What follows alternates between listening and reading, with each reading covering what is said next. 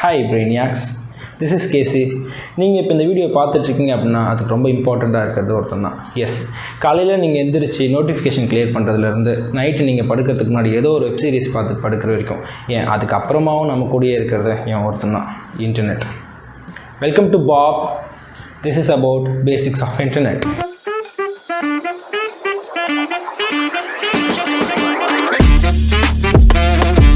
Internet first இன்டர்நெட்டை US security force தான் கண்டுபிடிச்சாங்க. 2Gயில் ஆரம்பித்து 5G வரைக்கும் நாம் இப்போ யூஸ் பண்ணுற இன்டர்நெட்டில் MB GB எல்லாம் போய் டிபி கணக்கில் நம்ம இப்போது டேட்டா யூஸ் பண்ணுறோம், which is sent and receive. முதல்ல ஒரு சிஸ்டம்லேருந்து இன்னொரு சிஸ்டமுக்கு லாகின் அப்படிங்கிற டெக்ஸ்ட் அனுப்பி ரிசீவ் பண்ணுறதுக்கு ட்ரை பண்ணாங்க. அப்போது LO அப்படிங்கிற டெக்ஸ்ட் மட்டும் ரிசீவ் ஆகிட்டு அந்த சிஸ்டம் டோட்டலாக க்ராஷ் ஆகிடுச்சு. ஸோ இதுதான் நாம் இப்போ யூஸ் பண்ணுற சோ கால்டு இன்டர்நெட்டோட ஒரு ஸ்டார்டிங் பாயிண்ட். அப்புறம் எப்படி ப்ரோ நாம் இப்போ இந்த இன்டர்நெட்டை எஃபெக்டிவாக அண்ட் எஃபிஷியன்ஸியாக யூஸ் பண்ணுறோன்னு நீங்கள் கேட்குறீங்களா? இதை பற்றி நம்ம தெரிஞ்சுக்கணும்னா நமக்கு இன்டர்நெட் எப்படி வேலை செய்யுதுங்கிறது தெரியணும்.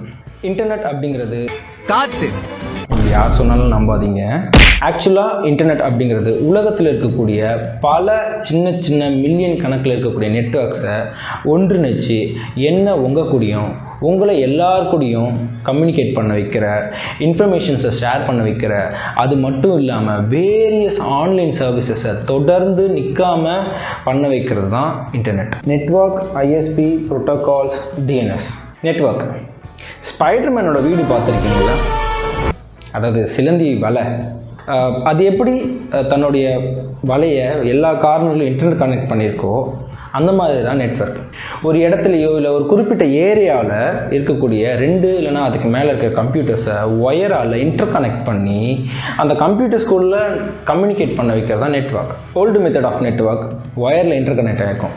இன்கேஸ் எங்கன்னா ஒயர் கட் ஆயிடுச்சு, கோவிந்தா கோவிந்தா. பட் மாடர்ன் டேயில் நெட்வொர்க் அப்படிங்கிறது ஒயர்ட் அண்ட் ஒயர்லெஸ்ஸாக இருக்குது. அதாவது ஃபைபர் ஆப்டிக்கல் கேபிள்ஸ் வச்சு, இல்லைனா ப்ளூடூத் வச்சு, இல்லைனா வைஃபை வச்சு, இந்த மாதிரி வேரியஸ் மெத்தட்ஸை வச்சு நம்ம டிவைஸஸை இன்டர் கனெக்ட் பண்ணிக்க முடியும். இந்த இண்டிவிஜுவல் நெட்வொர்க்ஸை உலகத்தோட கனெக்ட் பண்ண நமக்கு ISP தேவை, அதாவது இன்டர்நெட் சர்வீஸ் ப்ரொவைடர்.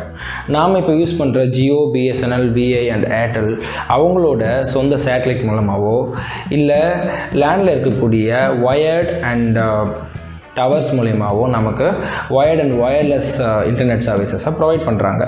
ISP எப்படி ஒர்க் ஆகுது அப்படின்னா, என் வீட்டில் நான் யூஸ் பண்ணுற மொபைல், என்னோடய கம்ப்யூட்டர்ஸ் இருக்கிற ஒரு ரவுட்டரை கனெக்ட் பண்ணியிருக்கோம். அந்த ரவுட்டர் தான் நம்மளோட நெட்வொர்க்.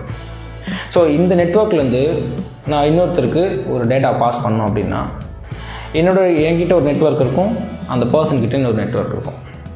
ஸோ நான் இங்கேருந்து ஒரு டேட்டா டைப் பண்ணி நான் சென்ட் பண்ணிட்டேன் அப்படின்னா ரவுட்டர் அந்த பர்டிகுலர் மெசேஜை ISPக்கு கொடுக்கும். ISP என்ன பண்ணுவாங்க அப்படின்னா டெஸ்டினேஷன் ரவுட்டர், அதாவது நான் வேறு இடத்துக்கு சென்ட் பண்ணுறேன் இல்லைங்களா, அவரோட நெட்வொர்க் ஐடென்டிஃபை பண்ணி அந்த இடத்துக்கு அதை சென்ட் பண்ணிட்டோம். அங்கே இருக்கக்கூடிய ரவுட்டர் அதை ரிசீவ் பண்ணி நான் என்ன டெக்ஸ்ட் அனுப்புகிறனோ அதை அவருக்கு காமிக்கும், இல்லை நான் என்ன டேட்டா அனுப்புகிறனோ அந்த டேட்டா அவருக்கு ரிசீவ் பண்ண வைக்கும். இந்த சென்ட் அண்ட் ரிசீவ் அச்சீவ் பண்ண நமக்கு சில ப்ரோட்டோகால்ஸ் தேவை. டேட்டா ஒரு இடத்துல இருந்து இன்னொரு இடத்துக்கு கரெக்டாக ட்ரான்ஸ்மிட் ஆயிடுச்சா அப்படின்னு செக் பண்ணுறதுக்கு நமக்கு சில ரூல்ஸ் இருக்குது, அதுதான் protocols. TCP and IP.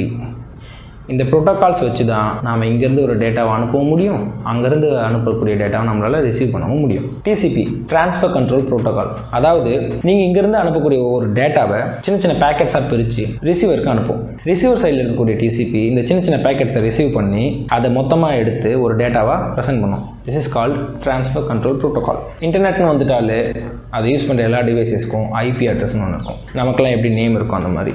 But இந்த IP அட்ரஸ் ரொம்ப யூனிக்காக இருக்கும். இதோட வேலையே TCP அனுப்புகிற இந்த பேக்கெட்ஸை ரவுட் பண்ணி கரெக்டான அட்ரஸுக்கு அனுப்புறது தான்.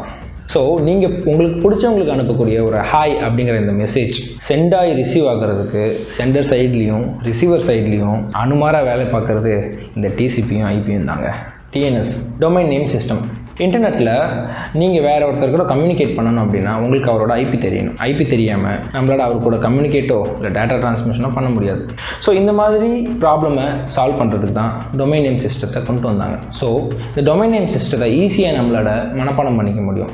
ஈஸியாக ரிமெம்பரபிளாகவும் இருக்கும். For example facebook.com, youtube.com, google.com, sparksby.com இந்த மாதிரி. ஸோ இந்த மாதிரி டொமைன்ஸாக இருக்கும் பொழுது நம்மளால் ஈஸியாக எந்த ஒரு கம்யூனிகேஷனை வச்சுக்க முடியும். ஸோ வெப்சைட்ஸும் ஹோஸ்ட் பண்ணிக்க முடியும். நீங்கள் பார்க்கக்கூடிய ஏதோ ஒரு வெப்சைட், ஏதோ ஒரு நெட்வொர்க்கில் இருக்கக்கூடிய பவர்ஃபுல் கம்ப்யூட்டர்ஸ்னு சொல்கிற சர்வர்ஸில் இருக்கக்கூடிய வெப்சைட், ஃபைல்ஸ் அண்ட் டேட்டாஸ் தான்.